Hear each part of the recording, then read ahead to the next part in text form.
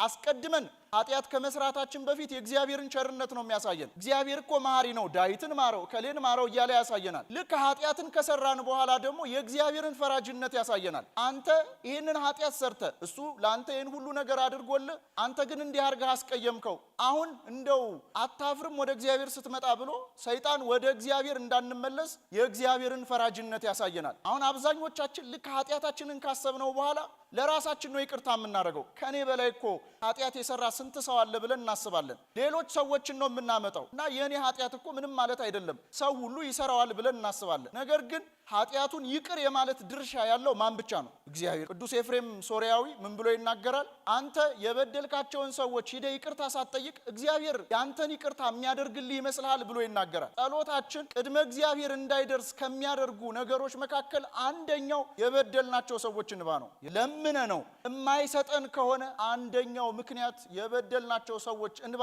እግዚአብሔር ዘንድ ስለሚደርስ ነው። እግዚአብሔር ይቅር የማይለው ኃጢአት እግዚአብሔር ይቅር አይለኝም ማለትም ብቻ ነው። አንድ ሰው ወደ ብፁዕ አባታችን አቡነ ሽኖዳ ጋር ቀርቦ እንዲህ ብሎ ጠየቃቸው። እኔ አባቴ ምርር ብሎኛል፣ ሁሉ ጊዜ ንስሐ ገባለሁ ኃጢአትን እሰራለሁ፣ ንስሐ ገባለሁ ኃጢአትን እሰራለሁ አላቸው። እና ብፁዕ አባታችን ምን ብለው መለሱለት? አገለባብጠው አሉት።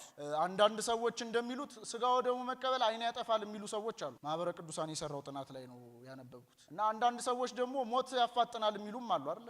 የታመመ ሰው እኮ ሲገኝ እኮ ስጋ ወደሙ ይቀበል ቶሎ እንዲሞት የሚሉ ሰዎች አሉ። ክርስቶስን ከሙታን መካከል ሰዎችን ሲያስነሳ ነው እንጂ የተመለከትነው ሰው ሲገል አልተመለከትነው። ዓይን ሲያበራ ነው እንጂ ያየነው ዓይን ሲያጠፋ አምላካችን ክርስቶስን አልተመለከትነው። እና አንዳንዶች ደግሞ በዚህ በወጣትነት ጊዜ ስጋ ወደሙ መቀበል ፈተና ያበዛል የሚሉ ሰዎች አሉ። በእውነት አሁን ያለንበት ህይወት ከፈተና ውጭ የሆነ ህይወት ነው እንዴ? ምንም ፈተና የለባችሁ? ቢያንስ እንኳን የሚያጋጥመንን ፈተና ዓለምን ድል ካደረገው ከአምላካችን ጋር ሆነን ነው ማሸነፍ መቻል።